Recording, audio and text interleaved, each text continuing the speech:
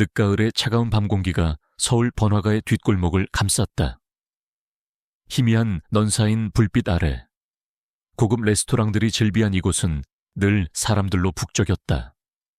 하지만 최민준의 마음속에는 늘 싸늘한 공허함이 자리 잡고 있었다. 그는 국내 굴지의 거대 기업 선라이즈 테크의 젊은 CEO였다. 탁월한 경영 능력과 냉철한 판단력으로 재계의 신성으로 불렸지만 그의 마음은 늘 과거의 그림자에 갇혀 있었다. 그의 삶은 어린 시절부터 멈춰버렸다. 그는 사랑하는 아버지와 어머니를 의문의 사고로 잃은 기억으로 고통받았다. 아버지는 그의 롤모델이자 자랑이었고 어머니는 늘 따뜻한 품을 내어주던 존재였다. 10년 전 부모님은 시골길에서 의문의 교통사고를 당했다. 경찰은 단순 사고로 사건을 종결했지만 민주는 믿을 수 없었다. 그의 부모님은 결코 약한 사람들이 아니었다. 그들의 죽음 뒤에는 분명 무언가 숨겨진 진실이 있을 터였다. 그는 부모님의 죽음 뒤에 숨겨진 진실을 파헤치기 위해 필사적으로 노력했지만 거대한 벽에 부딪혔다. 결국 그는 모든 것을 포기하고 돈과 권력을 좇으며 자신의 죄책감 속에 갇혔다. 그의 삶은 이제 무미건조했다. 매일 밤 고독한 잠자리에 들었고 낮에는 무표정한 얼굴로 회의실에 앉아 있었다. 웅장한 저택은 깔끔했지만 그의 마음처럼 황량했다. 그는 자신의 성공을 증명하려는 듯 항상 더 많은 돈과 명예를 갈구했다. 그날 밤 그는 늦은 시간까지 회의를 마치고 귀가하고 있었다. 차가운 비가 그의 뺨을 스쳤지만 그는 아무것도 느끼지 못했다. 그의 발걸음은 힘없이 바닥을 끌었다. 그때 그의 시선이 낡은 재래시장 골목으로 향했다. 시장은 이미 파장 분위기였고 낡은 포장마차들이 여기저기 널려 있었다. 그때 포장마차 한 구석에서 요란한 소리가 들려왔다. 시선이 닿은 곳에는 낡고 허름한 옷차림의 여인이 주저앉아 있었다. 그녀의 옆에는 부서진 리어카와 흩어진 국수 그릇들이 나뒹굴고 있었다. 건장한 남자 몇 명이 여인을 둘러싸고 있었다. 그들은 고급스러운 양복을 입고 있었지만 그들의 눈빛에는 오만함과 조롱이 가득했다. 그들 중 한 명은 이 지역 시장의 상인회 간부로 보이는 남자였다. 그는 낡은 시장의 이권을 장악하고 있는 지역 조폭들이었다. 이 거지 같은 년이 어딜 감히 우리가 누군 줄 알고 이딴 쓰레기를 여기다 뿌려놔. 상인회 간부로 보이는 남자가 소리쳤다. 그의 목소리에는 위협적인 기운이 감돌았다. 여인은 연신 고개를 숙이며 빌었다. 죄송합니다. 죄송합니다. 제가 실수했습니다. 상인회 간부는 여인의 머리채를 잡아 올렸다. 이 미친년이 아직 정신을 못 차렸군. 오늘 여기서 내 놈이 가진 거 다 내놔야 정신 차릴 거야. 여인의 얼굴은 공포에 질려 창백해졌다. 그녀의 눈에서는 뜨거운 눈물이 흘러내렸다. 그녀의 품에는 어린 딸이 웅크리고 있었다. 딸의 얼굴도 공포에 질려 창백했다. 주변 상인들은 모두 숨죽이며 이 상황을 지켜보고 있었다. 누구도 감히 그들에게 맞설 수 없었다. 민준의 눈빛이 섬뜩하게 변했다. 불의를 보고도 외면할 수 없었다. 그의 마음속에는 어릴 적 자신이 느꼈던 무력감과 분노가 다시 솟아올랐다. 그는 망설임 없이 여인에게 다가갔다. 이봐요, 지금 뭐 하는 짓입니까? 민준이 소리쳤다. 그의 목소리는 차분했지만 그 속에는 단호함이 묻어 있었다. 상인회 간부는 민준의 등장에 당황한 듯했지만 이내 비웃었다. 어쭈 이 자식이 감히 내 일에 참견해. 내 놈이 누군데. 당신은 지금 약한 여인을 폭행하고 있습니다. 명백한 범죄입니다. 당장 멈추지 않으면 경찰에 신고하겠습니다. 민준이 단호하게 말했다. 상인회 간부는 코웃음을 쳤다. 웃기지도 않는 소리, 이 거지 같은 년이 내 물건을 다 망쳐놨어. 내가 뭘 하든 상관없잖아. 그는 여인을 향해 발길질을 하려 했다. 민준은 망설임 없이 그의 앞을 막아섰다. 민준의 손에서 땀이 흘러내렸다. 상인회 간부는 민준의 힘에 당황한 듯 뒤로 물러섰다. 이 미친놈이 감히 나를 때려. 상인회 간부는 분노의 찬 목소리로 소리쳤다. 그는 민준의 뺨을 향해 손을 뻗었다. 민준은 그의 손을 피하며 몸을 날렸다. 그리고 그의 얼굴을 향해 주먹을 날렸다. 상인회 간부는 민준의 예상치 못한 방역에 당황하며 뒤로 물러섰다. 그의 코에서는 피가 흘러내렸다. 아이 미친놈이 감히 나를 때려. 상인회 간부의 조직원들이 일제히 민준을 향해 달려들었다. 민준은 여인과 아이를 보호하려 했지만 그들의 수는 너무 많았다. 그는 고전했다. 그의 몸에는 상처가 늘어났지만 그는 포기하지 않았다. 그는 여인과 아이를 지켜야 했다. 그때 멀리서 희미한 인기척이 느껴졌다. 그리고 낮은 울음소리, 민준의 귀가 쫑긋 섰다. 그는 소리가 나는 쪽으로 시선을 돌렸다. 그곳에는 낡은 마차와 함께 웅장한 백마 한 마리가 서 있었다. 말은 온몸이 흙투성이로 털은 비에 흠뻑 젖어 있었고 떨리는 몸에서는 미약한 열기가 느껴졌다. 녀석의 눈빛은 공포와 함께 알 수 없는 간절함을 담고 있었다. 녀석은 마치 민준에게 무언가를 말하려는 듯 고개를 흔들며 민준의 바짓가랑이를 물고 놓지 않았다. 민준은 그 말을 한눈에 알아봤다. 스카이 하늘, 10년 전 그의 부모님이 돌아가시던 그날 함께 사라졌던 그녀의 애마였다. 스카이가 살아있었다니. 그의 심장이 미친 듯이 요동쳤다. 스카이는 그의 유일한 가족이자 10년간 그를 짓눌렀던 절망 속에서 그를 끌어낼 유일한 존재였다. 스카이는 상인회 간부를 향해 맹렬하게 울부짖기 시작했다. 녀석의 눈빛은 증오와 분노로 이글거렸다. 스카이는 상인회 간부를 향해 달려들었다. 상인회 간부는 스카이의 예상치 못한 반응에 당황하며 뒤로 물러섰다. 그의 얼굴에는 공포가 서려 있었다. 스카이의 눈빛에서 느껴지는 강렬한 살기에 그는 겁을 먹은 듯했다. 상인회 간부의 조직원들은 스카이의 등장에 당황하며 도주하기 시작했다. 상인회 간부도 비열하게 웃으며 사라졌다. 경찰이 도착했고 여인과 아이 그리고 민준은 응급처치를 받았다. 여인은 다행히 큰 부상은 아니었다. 민준은 여인과 아이를 자신의 채 태웠다. 녀석의 몸은 차갑고 거칠었지만 그 속에서 희미한 떨림이 느껴졌다. 그날 이후 민준의 삶은 다시 시작되었다.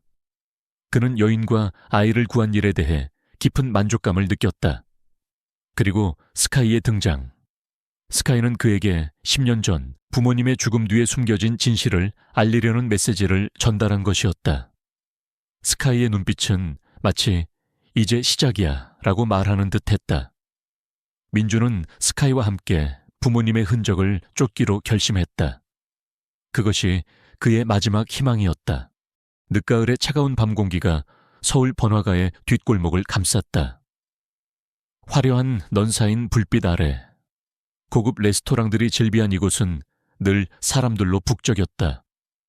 하지만 최민준의 마음속에는 늘 싸늘한 공허함이 자리 잡고 있었다. 그는 국내 굴지의 거대 기업 선라이즈 테크의 젊은 CEO였다. 탁월한 경영 능력과 냉철한 판단력으로 재계의 신성으로 불렸지만 그의 마음은 늘 과거의 그림자에 갇혀 있었다. 그의 삶은 어린 시절부터 멈춰버렸다. 그는 사랑하는 아버지와 어머니를 의문의 사고로 잃은 기억으로 고통받았다. 아버지는 그의 롤모델이자 자랑이었고 어머니는 늘 따뜻한 품을 내어주던 존재였다. 10년 전, 부모님은 시골길에서 의문의 교통사고를 당했다. 경찰은 단순 사고로 사건을 종결했지만 민주는 믿을 수 없었다. 그의 부모님은 결코 약한 사람들이 아니었다.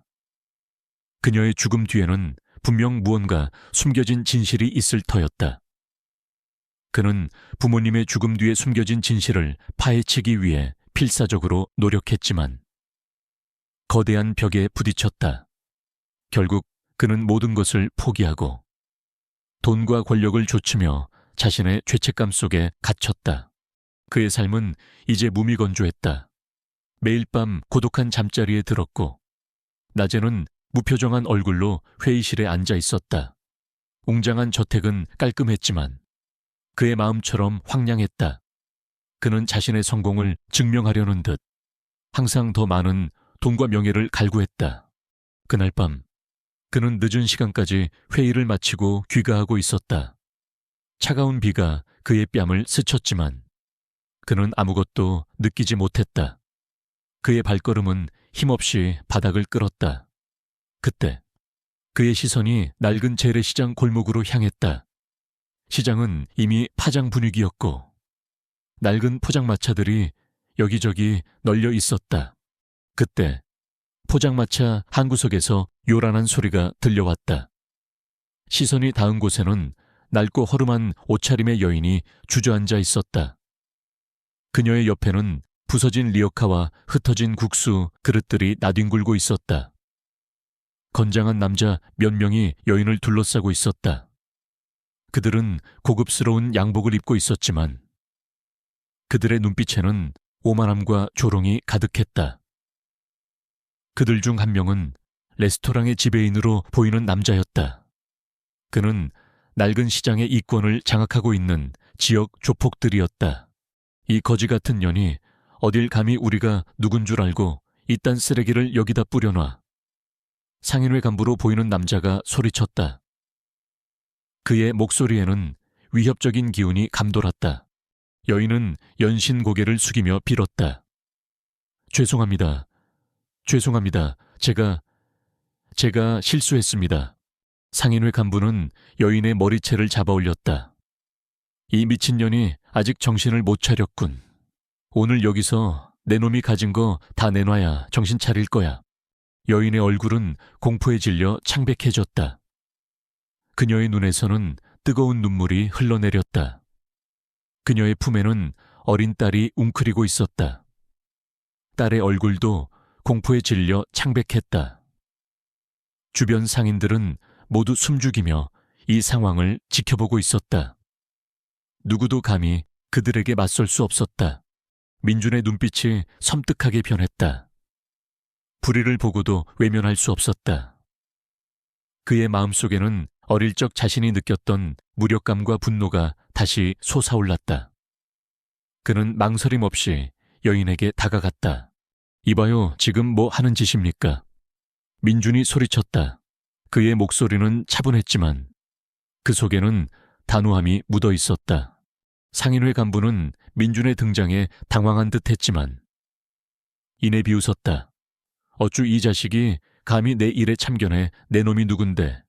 당신은 지금 약한 여인을 폭행하고 있습니다. 명백한 범죄입니다. 당장 멈추지 않으면 경찰에 신고하겠습니다. 민준이 단호하게 말했다. 상인회 간부는 코웃음을 쳤다. 웃기지도 않는 소리. 이 거지 같은 년이 내 물건을 다 망쳐놨어. 내가 뭘 하든 상관없잖아. 그는 여인을 향해 발길질을 하려 했다. 민준은 망설임 없이 그의 앞을 막아섰다. 민준의 손에서 땀이 흘러내렸다. 상인회 간부는 민준의 힘에 당황한 듯 뒤로 물러섰다. 이 미친놈이 감히 나를 때려. 상인회 간부는 분노의 찬 목소리로 소리쳤다. 그는 민준의 뺨을 향해 손을 뻗었다. 민준은 그의 손을 피하며 몸을 날렸다. 그리고 그의 얼굴을 향해 주먹을 날렸다. 상인회 간부는 민준의 예상치 못한 방역에 당황하며 뒤로 물러섰다. 그의 코에서는 피가 흘러내렸다. 아이, 미친놈이 감히 나를 때려.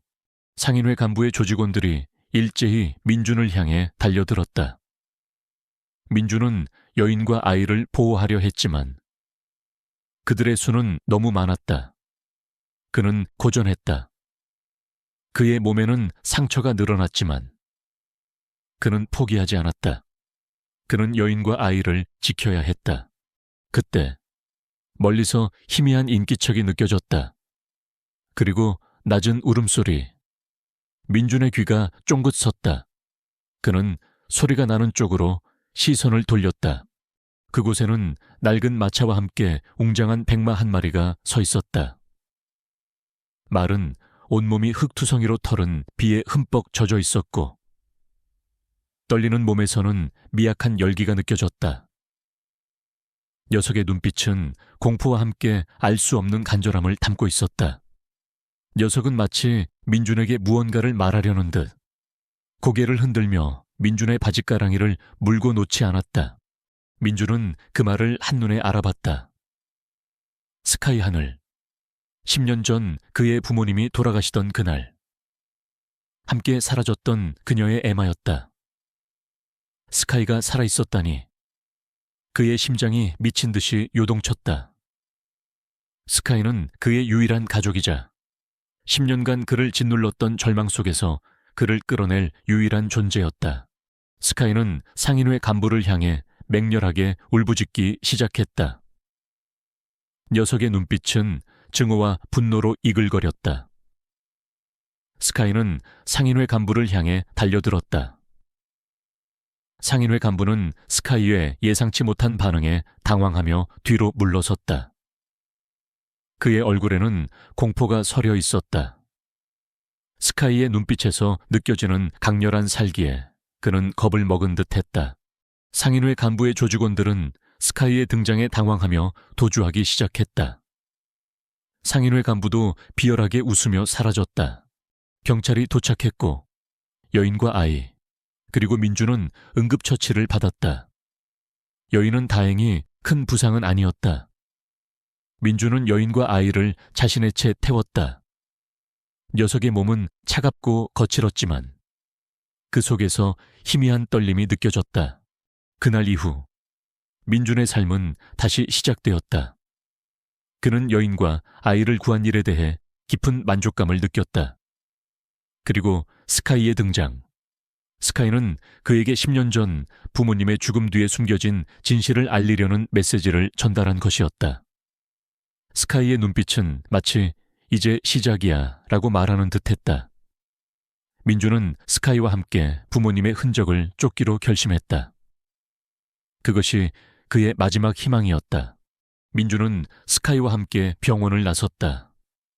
그의 마음속에는 스카이의 등장이 가져온 충격과 함께 10년 전 부모님의 사고 뒤에 숨겨진 진실을 파헤쳐야 한다는 강한 결의가 타올랐다. 스카이의 눈빛에서 읽었던 간절함은 단순한 고통이 아니라 숨겨진 진실을 알리려는 필사적인 외침이었다. 스카이의 목덜미에 있는 뱀 문신과 낡은 목걸이에 숨겨진 금속 조각. 민준은 이 모든 것이 부모님의 죽음과 연결되어 있음을 직감했다. 그는 스카이가 단순한 말이 아니라 부모님의 마지막 흔적이자 진실을 밝힐 유일한 열쇠임을 깨달았다. 민준은 여인 박수진과 아이 이민호를 자신의 저택으로 데려왔다. 그는 수진에게 민호의 치료를 약속하며 그녀에게 필요한 모든 지원을 해주겠다고 말했다. 수진은 민준의 친절에 처음에는 경계했지만 그의 진심 어린 눈빛과 민호에 대한 애정을 보고 점차 마음을 열었다. 그녀는 민준에게 10년 전 남편 이진우가 세상을 떠난 비극적인 이야기를 털어놓았다. 이진우는 한때 민준의 아버지와 함께 선라이즈 테크의 경쟁 기업인 골드 웨이브에서 촉망받는 과학자였다. 그의 죽음 또한 의문의 교통사고로 처리되었지만 수진은 남편의 죽음이 단순한 사고가 아님을 직감했다고 말했다. 수진의 이야기는 민준의 뇌리에 섬광처럼 스쳐 지나가는 기억을 불러왔다. 10년 전 부모님의 사고와 관련된 경찰 보고서에서 골드웨이브라는 이름이 희미하게 언급되어 있었다. 그리고 그의 어머니가 실종되기 전 마지막으로 가지고 있던 물건에 새겨져 있던 뱀 문양. 그의 어머니는 한때 골드웨이브와 관련이 있는 과학자였다. 그녀는 세이렌 프로젝트라는 비밀 연구에 참여하고 있었다. 뱀 문양은 바로 그 프로젝트의 상징이었다. 민주는 직감했다. 이진우의 죽음, 민호의 고통, 그리고 자신의 부모님의 비극, 이 모든 것이 세이렌 프로젝트와 관련되어 있을 것이라고. 민주는 스카이와 함께 부모님의 유품을 다시 살펴보기 시작했다. 낡은 상자 안에는 부모님의 사진, 편지, 그리고 아버지의 연구 일지가 들어있었다. 연구 일지에는 뱀 문양이 그려진 그림들이 곳곳에 있었고, 그 그림들은 스카이의 목덜미에 있는 뱀 문양과 놀랍도록 닮아 있었다. 그리고 연구 일지 중간에 희미하게 적힌 이름. 이진우, 민호의 아버지 이름이었다. 민주는 충격에 빠졌다. 이 모든 것이 연결되어 있었던 것이다. 스카이는 민준의 옆에서 낮은 낑낑거림을 내뱉었다. 녀석은 마치 민준에게 무언가를 말하려는 듯 고개를 흔들며 민준의 손을 핥았다. 스카이의 눈빛은 민준에게 진실을 알리려는 간절함을 담고 있었다. 스카이는 민준의 기억을 자극하듯 그의 손에 있는 흉터를 핥았다. 흉터에서 희미한 온기가 뿜어져 나오는 듯 했다. 민준은 스카이의 목덜미에 있는 뱀 문신을 다시 한번 자세히 살폈다. 뱀 문신은 단순한 문신이 아니었다. 그것은 마치 어떤 지도를 암시하는 듯한 복잡한 선들로 이루어져 있었다. 민주는 스카이의 안내에 따라 뱀 문양을 해독하기 위해 숲 곳곳을 탐색하기 시작했다. 스카이는 민준의 그림자처럼 그의 곁을 지켰다. 녀석의 눈빛은 마치 민준에게 길을 안내하려는 듯 특정 방향으로 머리를 돌리곤 했다. 스카이는 마치 보이지 않는 길을 따라 걷는 듯 망설임 없이 전진했다. 며칠간의 탐색 끝에 그들은 산 깊숙한 곳에 숨겨진 낡은 동굴 입구를 찾아냈다. 동굴 입구는 칡넝쿨과 잡초로 뒤덮여 있었고 겉으로는 아무것도 보이지 않았다. 하지만 스카이는 낑낑거리며 동굴 입구를 향해 몸을 비볐다. 녀석은 마치 이곳이 바로 세이렌 프로젝트의 비밀 거점임을 알리는 듯했다. 민주는 칡넝쿨을 헤치고 동굴 입구를 열었다. 동굴 안은 칠흑 같은 어둠에 휩싸여 있었다. 민주는 휴대폰 불빛에 의지해 동굴 안으로 진입했다. 동굴은 생각보다 깊고 길었다. 바닥은 축축했고 천장에서는 물방울이 떨어지는 소리가 새우산하게 울렸다. 스카이는 민준의 곁을 맴돌며 그를 안내했다. 녀석은 마치 과거의 길을 기억하는 듯 망설임 없이 전진했다. 얼마쯤 안으로 들어갔을까? 동굴 끝에 희미한 빛이 보였다. 빛이 나는 곳으로 향하자 거대한 지하 공간이 나타났다. 그곳은 마치 고대의 유적지 같았다. 거대한 석상들이 줄지어 서 있었고 벽면에는 알 수 없는 고대 문자들이 새겨져 있었다. 그리고 공간 중앙에는 낡은 실험 기구들과 함께 유리관들이 놓여 있었다. 유리관 안에는 약물에 취한 듯 의식이 희미한 사람들이 갇혀 있었다. 그리고 그들 중 한 명은 이진우, 박수진의 남편이자 민호의 아버지, 그리고 민준의 어머니와 함께 연구했던 과학자였다. 그가 살아있었다니. 그때 지하 실험실 안쪽에서 싸늘한 목소리가 들려왔다. 결국 여기까지 왔군. 이진우가 남긴 쓰레기가. 민준은 화들짝 돌아섰다. 실험실 안쪽에는 검은 옷을 입은 남자들이 서 있었다. 그들의 팔에는 뱀 문신이 선명하게 새겨져 있었다. 그리고 그들 앞에는 10년 전 그의 부모님과 이진우의 죽음 뒤에 숨겨진 그림자 같은 남자가 서 있었다. 남자의 얼굴은 차갑고 잔혹했다. 그의 눈빛은 탐욕과 광기로 번뜩이고 있었다. 그의 이름은 최강우, 골드웨이브의 CEO였다. 최강우, 내 놈이 나의 부모님을, 그리고 이진우를. 민준의 목소리는 분노로 갈라졌다. 최강우는 비웃듯이 웃었다. 그까짓 늙은이들 몇 명 죽인 게 뭐가 대수라고. 이 모든 것은 세일앤 프로젝트라를 위한 것이었다. 이제 뱀의 눈물의 비밀은 내 것이 될 것이다. 그는 민준을 향해 다가왔다. 그의 손에는 섬뜩한 뱀 문양이 새겨져 있었다. 스카이는 낮은 으르렁거림과 함께 최강우에게 달려들려 했지만 민준이 스카이를 제지했다. 민준은 스카이를 자신의 뒤로 숨겼다. 스카이는 부모님의 마지막 흔적이자 이 모든 진실을 밝힐 유일한 증인이었다. 그는 스카이를 보호해야 했다. 지하 실험실은 팽팽한 긴장감으로 가득 찼다. 최강우의 비열한 웃음과 무장한 조직원들의 위협적인 시선이 민준을 짓눌렀다. 하지만 민준의 눈빛은 흔들림 없었다. 부모님의 죽음, 스카이의 고통, 이진우의 생존, 그리고 민호의 창백한 얼굴, 이 모든 것을 끝내야 한다는 결의가 그의 심장을 뜨겁게 달구었다. 그의 심장 속에서 스카이의 펜던트가 희미하게 빛나는 듯했다. 감히 나의 위대한 걸작을 방해하려 해.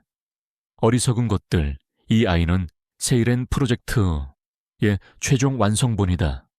이 아이를 깨우면 모든 것이 파괴될 거야. 최강우의 목소리는 광기로 가득했다. 그의 손에는 주사기가 들려 있었고 민호가 쓰러져 있는 유리관을 향해 다가갔다. 민준은 충격에 빠졌다. 민호가 살아있었다니. 그리고 최강우는 민호를 이용해 세일앤 프로젝트의 최종 목표를 완성하려 했던 것이다. 민호의 목덜미에 있는 뱀 문신이 섬뜩하게 번뜩였다. 녀석의 눈빛은 슬픔과 함께 간절함을 담고 있었다. 최강우는 주사기를 들어 민호에게 약물을 주입하려 했다. 민준은 본능적으로 몸을 던졌다. 그는 최강우를 향해 달려들었고 그와 몸싸움을 벌였다. 최강우의 힘은 예상외로 강했다. 광기에 휩싸인 그의 눈은 더욱 붉게 빛났다. 그의 팔에는 뱀 문신이 선명하게 새겨져 있었다. 민준의 악몽 속에 등장했던 바로 그 그림자 같은 남자였다. 감히 나의 실험을 방해하려 해. 이 미물 따위가. 최강우가 소리쳤다.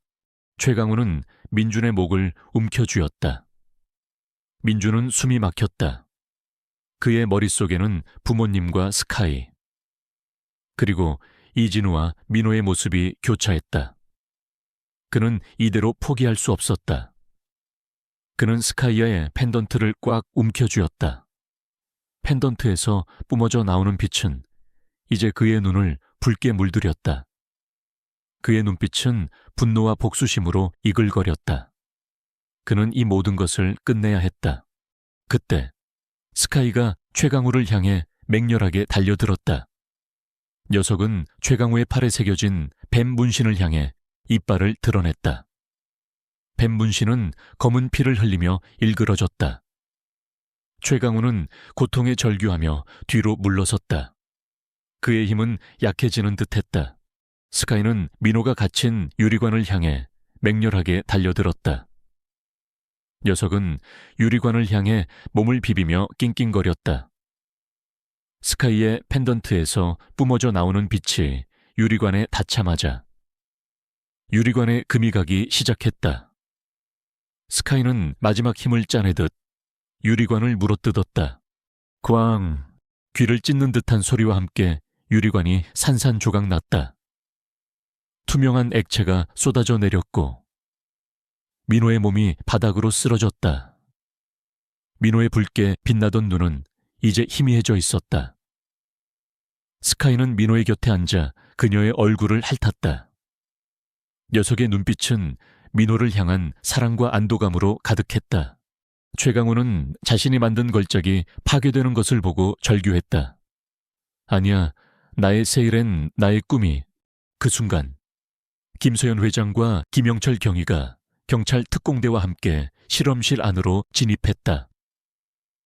김소연 회장은 민준의 마지막 연락을 받고 지원 요청을 했던 것이다. 경찰 특공대는 최강우와 그의 조직원들을 모두 체포했다. 최강우는 자신이 아난타 조직의 핵심 인물임을 자백했고, 세이렌 프로젝트를 통해 새로운 초인들을 만들어 아난타의 부활을 꿈꿨다고 실토했다. 그는 민호와 이진우를 납치하여 그들의 특별한 유전자를 이용해 실험을 진행했으며, 스카이를 이용하여 그들의 비밀을 지키려 했음을 털어놓았다. 아난타 조직은 마침내 완전히 뿌리 뽑혔다. 그들의 모든 비밀과 잔혹한 범죄들이 세상에 드러났고, 그들은 법의 심판을 받게 되었다. 민주는 이진우와 민호를 끌어안았다. 이진우는 쇠약했지만 민준의 따뜻한 온기에 안정을 찾는 듯했다. 민호는 약물 부작용으로 인해 쇠약했지만 민준의 따뜻한 온기에 안정을 찾는 듯했다. 이진우와 민호는 병원으로 이송되었고, 뱀의 눈물을 이용한 치료를 통해 건강을 되찾았다. 이진우와 민호의 부모는 민준에게 감사 인사를 전하며 눈물을 흘렸다. 민준은 이제 더 이상 과거의 그림자에 갇혀 있지 않았다. 그는 스카이의 희생과 부모님의 헌신, 그리고 이진우와 민호의 고통을 기억하며 새로운 삶을 살아가기로 결심했다. 그의 곁에는 스카이와 구출된 이진우, 민호, 그리고 모든 아이들, 그리고 그의 심장 속에는 부모님의 영혼이 살아 숨쉬고 있었다. 그는 이제 단순한 CEO가 아니었다. 스카이가 선택한, 정의를 수호하는 이 세상의 진정한 영웅으로 그의 새로운 삶은 이제 막 시작되었다. 그는 어둠을 밝히는 한 줄기 빛이 되어 스카이의 희생이 결코 헛되지 않았음을 증명할 것이었다. 연구소 지하 실험실은 팽팽한 긴장감으로 가득 찼다. 최강우의 비열한 웃음과 무장한 조직원들의 위협적인 시선이 민준을 짓눌렀다. 하지만 민준의 눈빛은 흔들림 없었다. 부모님의 죽음, 스카이의 고통, 이진우의 생존, 그리고 민호의 창백한 얼굴, 이 모든 것을 끝내야 한다는 결의가 그의 심장을 뜨겁게 달구었다. 그의 심장 속에서 스카이의 펜던트가 희미하게 빛나는 듯했다. 내 놈의 추악한 야망은 여기서 끝이다. 민주는 펜던트를 꽉 움켜쥐고 최강우를 향해 달려들었다. 펜던트에서 뿜어져 나오는 빛은 이제 그의 눈을 붉게 물들였다. 최강우는 민준의 예상치 못한 공격에 당황하며 총을 빼들어 겨눴다. 총성이 울려 퍼졌다. 민준은 펜던트에서 뿜어져 나오는 힘을 이용해 총알을 피했다. 그의 움직임은 예측 불가능했고 그의 주먹은 강력했다. 최강우는 민준의 예상치 못한 힘에 당황하며 뒤로 물러섰다. 조직원들이 일제히 민준을 향해 달려들었지만 민준은 펜던트의 힘을 이용해 그들을 압도했다. 그의 몸은 마치 그림자처럼 유연하게 움직였고 그의 주먹은 번개처럼 빠르고 정확했다. 조직원들은 속수무책으로 당할 수밖에 없었다.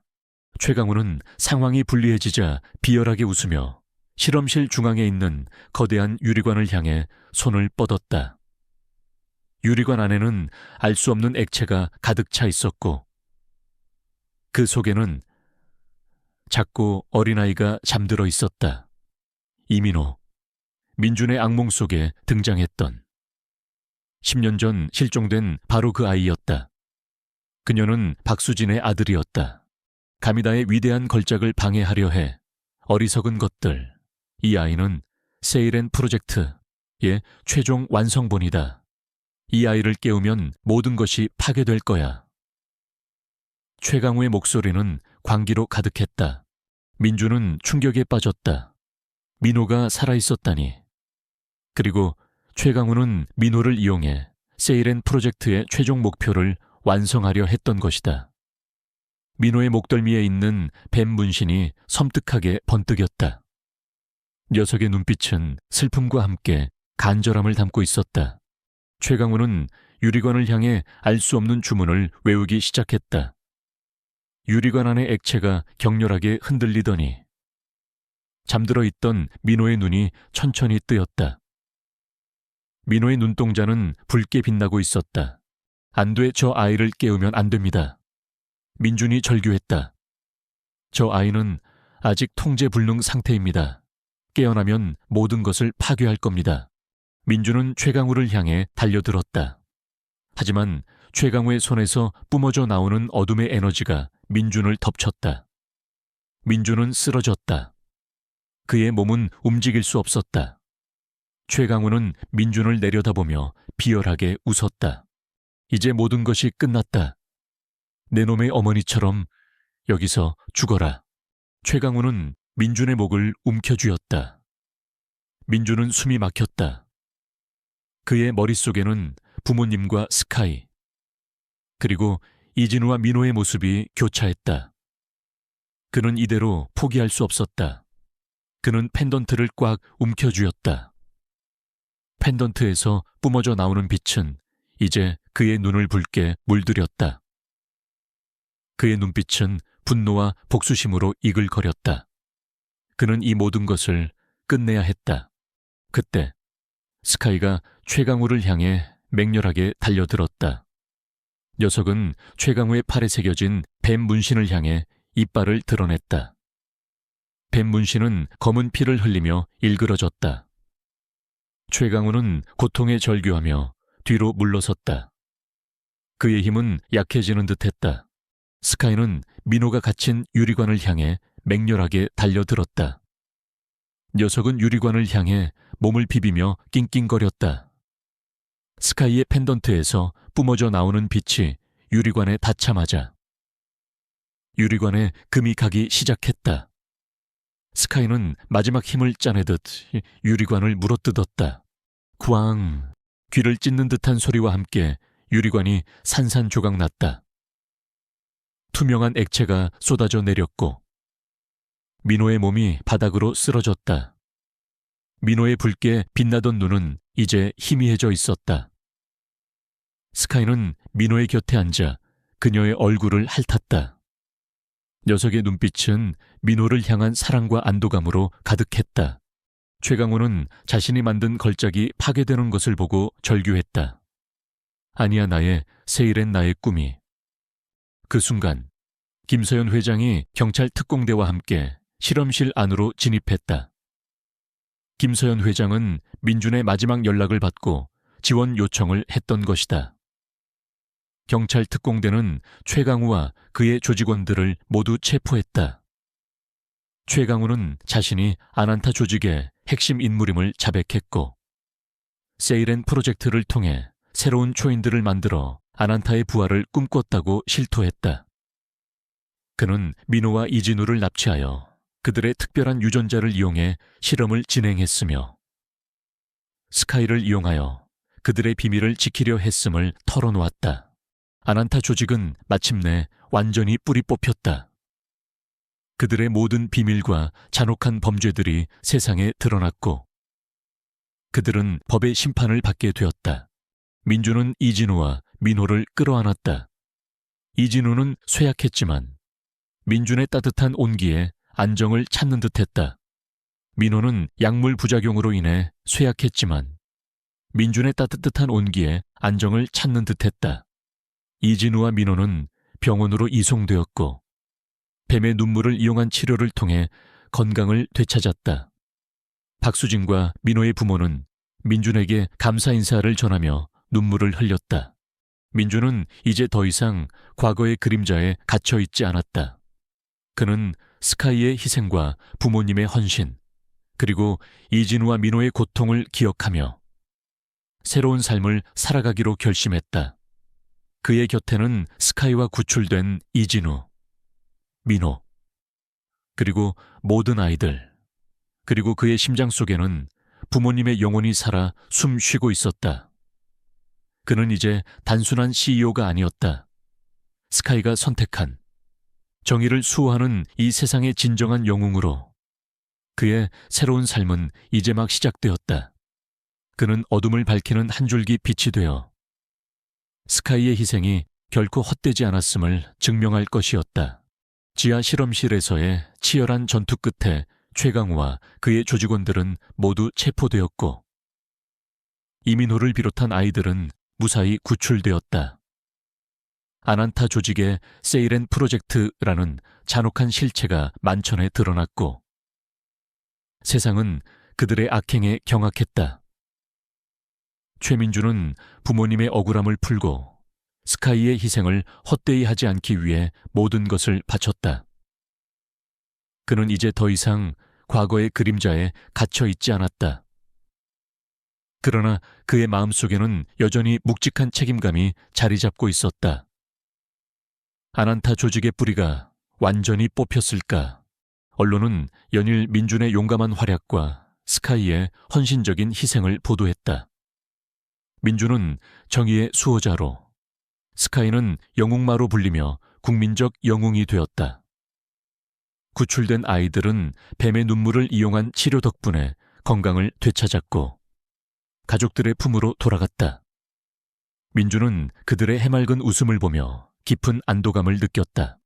하지만 민준은 알고 있었다. 최강우가 체포되었지만 그가 아난타 조직의 최고 수뇌부는 아니라는 것을. 그의 배후에는 더욱 거대한 그림자가 숨어 있을 터였다. 스카이가 마지막으로 물어뜯었던 최강우의 팔에 새겨진 뱀 문신.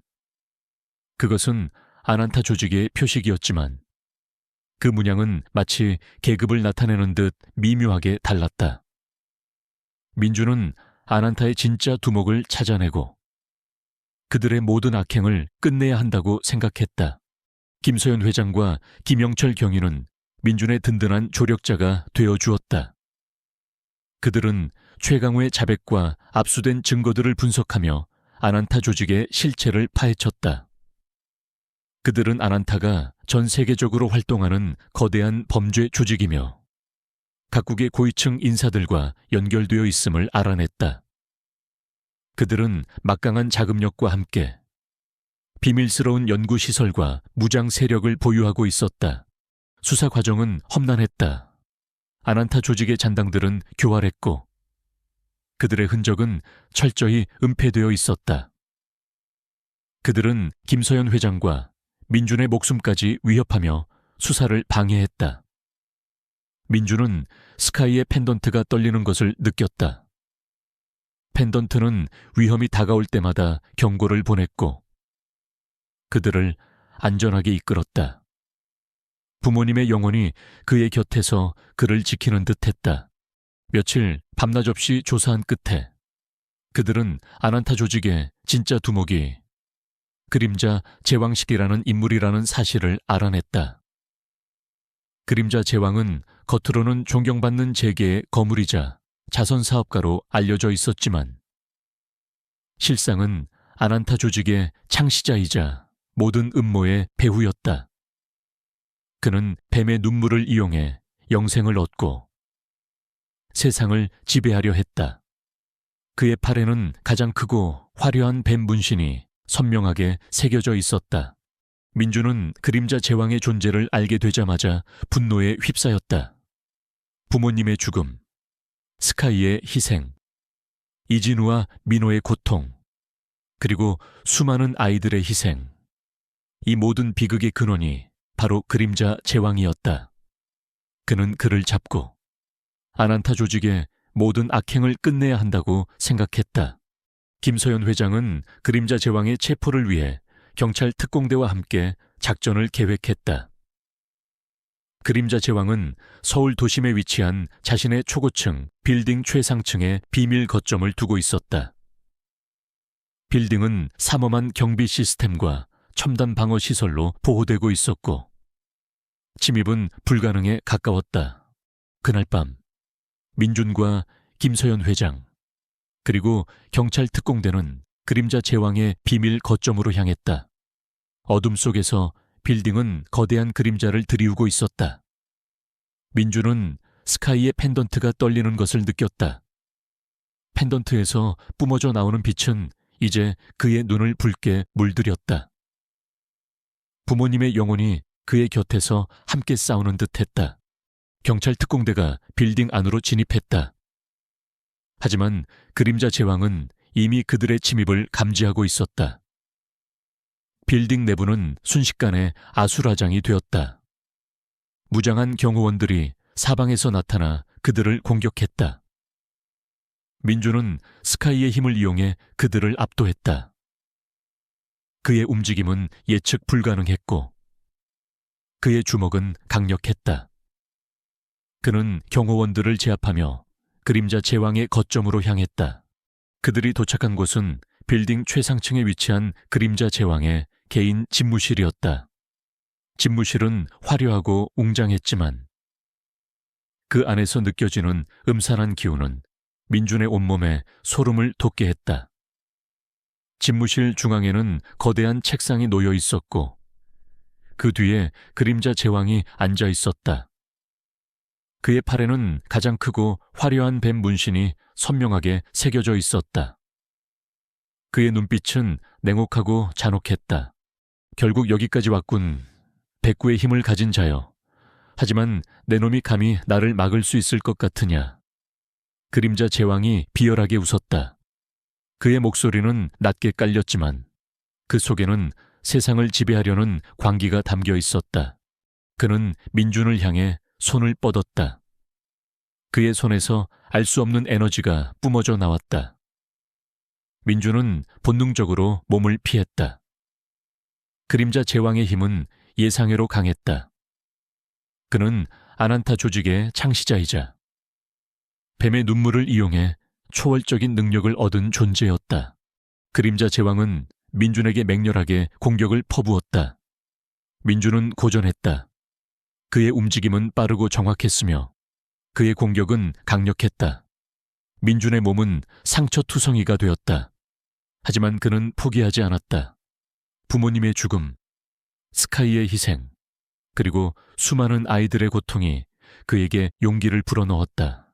그는 스카이의 펜던트를 꽉 움켜쥐었다. 펜던트에서 뿜어져 나오는 빛은 이제 그의 몸을 감싸는 듯했다. 그의 눈이 붉게 빛나기 시작했다. 그는 그림자 제왕의 공격을 피하며 그의 팔에 새겨진 뱀 문신을 향해 주먹을 날렸다. 뱀 문신이 새겨진 살같이 찢어지며 검은 피가 쏟아져 나왔다. 그림자 제왕은 고통에 절규하며 쓰러졌다. 그의 힘은 약해지는 듯했다. 이럴 수가 나의 힘이. 그때 경찰 특공대가 집무실 안으로 진입했다. 김서연 회장과 김영철 경위가 미리 지원 요청을 했던 것이다. 경찰 특공대는 그림자 제왕과 그의 마지막 조직원들을 모두 체포했다. 그림자 제왕은 자신이 아난타 조직의 창시자임을 자백했고 뱀의 눈물을 이용해 세상을 지배하려 했던 모든 야욕을 실토했다. 아난타 조직은 마침내 완전히 뿌리 뽑혔다. 그들의 모든 비밀과 잔혹한 범죄들이 세상에 드러났고 그들은 법의 심판을 받게 되었다. 민주는 구출된 이진우와 민호를 끌어안았다. 이진우는 쇠약했지만 민준의 따뜻한 온기에 안정을 찾는 듯했다. 민호는 공포에 질려 떨고 있었지만 민준의 따뜻한 온기에 안정을 찾는 듯했다. 이진우와 민호는 병원으로 이송되었고 뱀의 눈물을 이용한 치료를 통해 건강을 되찾았다. 이진우와 박수진 부모는 민준에게 감사 인사를 전하며 눈물을 흘렸다. 민준은 이제 더 이상 과거의 그림자에 갇혀 있지 않았다. 그는 스카이의 희생과 부모님의 헌신, 그리고 이진우와 민호의 고통을 기억하며 새로운 삶을 살아가기로 결심했다. 그의 곁에는 스카이와 구출된 이진우, 민호, 그리고 모든 아이들, 그리고 그의 심장 속에는 부모님의 영혼이 살아 숨쉬고 있었다. 그는 이제 단순한 청년이 아니었다. 스카이가 선택한 정의를 수호하는 이 세상의 진정한 영웅으로 그의 새로운 삶은 이제 막 시작되었다. 그는 어둠을 밝히는 한 줄기 빛이 되어 스카이의 희생이 결코 헛되지 않았음을 증명할 것이었다. 아난타 조직의 모든 잔당들이 체포되고 세이렌 프로젝트의 모든 비밀이 만천에 드러나면서 세상은 오랜 혼란과 고통 끝에 마침내 평화를 되찾았다. 언론은 연일 정의의 승리를 보도했고 최민주는 영웅으로 불리며 국민적 영웅이 되었다. 하지만 그의 마음속에는 스카이와 부모님, 그리고 구출된 이진우와 민호의 묵직한 책임감과 함께 영원히 지워지지 않을 상처가 자리 잡고 있었다. 민주는 과거의 직업으로 돌아가지 않았다. 그는 더 이상 돈과 권력을 좇는 삶을 살고 싶지 않았다. 스카이의 펜던트는 여전히 그의 목에 걸려 따뜻한 온기를 전해주었고 그의 심장 속에는 부모님의 영혼이 살아 숨쉬고 있었다. 스카이의 힘은 그에게 민첩한 움직임, 날카로운 직감, 그리고 어둠 속에 숨겨진 진실을 감지하는 능력을 부여했다. 그는 이 능력을 이용해 어둠 속에 숨겨진 악을 찾아내고 약한 자들을 보호하는 그림자 수호자가 되기로 결심했다. 김서연 회장과 김영철 경위는 그의 든든한 파트너가 되어 그림자 수호자의 활동을 전폭적으로 지원하기로 했다. 그들은 첫 번째 임무로 오랫동안 미제 사건으로 남아있던 연쇄 실종 사건을 파헤치기 시작했다. 실종자들은 모두 특정 유전자를 가진 아이들이었고 그들은 모두 아난타 조직과 관련된 고아원에서 생활했던 아이들이었다. 민주는 직감했다. 아난타 조직의 잔당들이 여전히 세이렌 프로젝트 채 후속 작업을 진행하고 있을 것이라고. 민준과 김서연 회장, 그리고 김영철 경위는 실종된 아이들의 부모들을 만났다. 부모들은 절망과 슬픔에 잠겨 있었다. 민주는 그들의 고통을 누구보다 잘 이해했다. 그는 스카이의 펜던트에서 뿜어져 나오는 온기를 느끼며 아이들을 반드시 찾아주겠다고 약속했다. 수사 과정은 험난했다. 아난타 조직의 잔당들은 교활했고 그들의 흔적은 희미했다. 하지만 민준의 감각은 더욱 날카로워져 있었다. 그는 스카이아의 펜던트가 떨리는 방향으로 움직이며 어둠 속에 숨겨진 진실을 찾아나갔다. 펜던트는 위험이 다가올 때마다 경고를 보냈고 그들을 안전하게 이끌었다. 며칠간의 추적 끝에 그들은 서울 외곽에 버려진 연구시설을 찾아냈다. 연구시설은 겉보기에는 낡고 허름했지만 그 안에는 첨단 장비들이 숨겨져 있었다. 민주는 펜던트의 떨림을 느꼈다. 이곳이 바로 아난타 조직의 잔당들이 세이렌 프로젝트물을 제기하고 있는 곳이었다.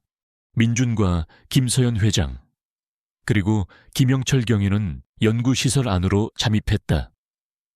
연구시설 내부는 미로처럼 복잡했고 낡은 실험 기구들이 음산한 분위기를 풍겼다. 그들은 소리 없이 움직이며 주변을 살폈다. 그때 희미한 아이들의 울음소리가 들려왔다. 아이들은 연구시설 깊숙한 곳에 감금되어 있었다.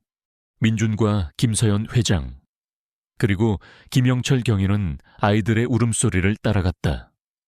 그들이 도착한 곳은 거대한 철창이 놓인 실험실이었다. 철창 안에는 실종된 아이들이 갇혀 있었고 그들은 모두 약물에 취한 듯 의식이 희미했다. 그리고 실험실 중앙에는 낡은 실험복을 입은 한 노인이 서 있었다. 노인의 팔에는 뱀 문신이 희미하게 새겨져 있었다. 그는 아난타 조직의 마지막 과학자, 닥터 그림자벌이었다. 결국 여기까지 왔군. 백구의 힘을 가진 자여. 하지만 내 놈이 감히 나의 위대한 프로젝트를 방해할 수 있을 것 같으냐. 닥터 그림자가 비열하게 웃었다. 그의 뒤에는 무장한 조직원들이 서 있었다. 민주는 스카이의 펜던트를 꽉 움켜쥐었다. 펜던트에서 뿜어져 나오는 빛은 이제 그의 눈을 붉게 물들였다. 그의 눈빛은 분노와 복수심으로 이글거렸다. 그는 아이들을 구하고 닥터 그림자의 잔혹한 프로젝트를 끝내야 했다. 내 놈의 추악한 야망은 여기서 끝이다. 민주는 닥터 그림자를 향해 달려들었다. 닥터 그림사는 총을 빼들어 민준을 향해 겨눴다. 총성이 울려 퍼졌다. 민주는 총알을 피하며 닥터 그림자에게 돌진했다. 그의 움직임은 예측 불가능했고 그의 주먹은 강력했다. 닥터 그림사는 민호의 예상치 못한 힘에 당황하며 뒤로 물러섰다. 조직원들은 민호에게 달려들었지만 민호는 스카이의 힘을 이용해 그들을 압도했다. 김서연 회장은 아이들을 구하기 위해 철창문을 열려 했다. 하지만 철창문은 굳게 잠겨 있었다. 김서연 회장은 펜던트를 향해 손을 뻗었다. 펜던트에서 뿜어져 나오는 빛이 철창문에 닿자마자 철창문이 굉음을 내며 열리기 시작했다. 스카이의 힘이 그들에게 또 다른 기적을 선사한 것이다. 아이들이 철창 밖으로 뛰쳐나왔다. 김서연 회장은 아이들을 보호하며 실험실 밖으로 대피시켰다. 닥터 그림자는 아이들이 도망치는 것을 보고 분노에 휩싸였다. 젠장 내 위대한 걸작들이. 그는 민호를 향해 달려들었다. 그의 팔에 새겨진 뱀 문신이 붉게 빛났다. 그의 손에서 알 수 없는 에너지가 뿜어져 나왔다. 민호는 닥터 그림자의 공격을 피하며 그의 팔에 새겨진 뱀 문신을 향해 주먹을 날렸다. 뱀 문신이 새겨진 살같이 찢어지며 검은 피가 쏟아져 나왔다. 닥터 그림사는 고통에 절규하며 쓰러졌다. 그의 힘은 약해지는 듯했다. 그때 경찰 특공대가 연구시설 안으로 진입했다.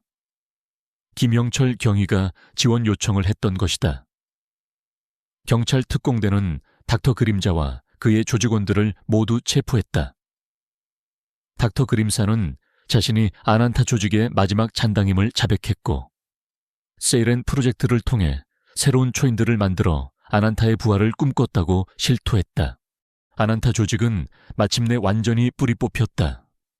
그들의 모든 비밀과 잔혹한 범죄들이 세상에 드러났고 그들은 법의 심판을 받게 되었다.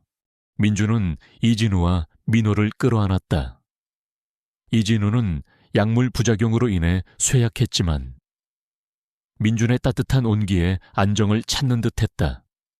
민호는 공포에 질려 떨고 있었지만 민준의 따뜻한 온기에 안정을 찾는 듯했다. 이진우와 민호는 병원으로 이송되었고 뱀의 눈물을 이용한 치료를 통해 건강을 되찾았다. 박수진과 이진우 부모는 민준에게 감사 인사를 전하며 눈물을 흘렸다. 민준은 이제 더 이상 과거의 그림자에 갇혀 있지 않았다. 그는 스카이의 희생과 부모님의 헌신, 그리고 이진우와 민호의 고통을 기억하며 새로운 삶을 살아가기로 결심했다. 그는 자신의 썰라이즈 테크, 지분 대부분을 사회에 환원하고 남은 자산으로 희망의 별 재단을 설립했다. 희망의 별 재단은 아난타 조직으로부터 희생된 아이들과 동물들을 돕고 사회의 어둠 속에 숨겨진 부조리를 파헤치며 정의를 실현하는 것을 목표로 했다. 그의 곁에는 스카이, 이진우, 민호, 그리고 박수진이 있었고 그의 심장 속에는 부모님의 영혼이 살아 숨쉬고 있었다. 그는 이제 단순한 재벌 총수가 아니었다. 진정한 사랑과 정의를 수호하는 이 세상의 그림자 수호자로 그의 새로운 삶은 이제 막 시작되었다. 그는 어둠을 밝히는 한 줄기 빛이 되어 스카이의 희생이 결코 헛되지 않았음을 증명할 것이었다.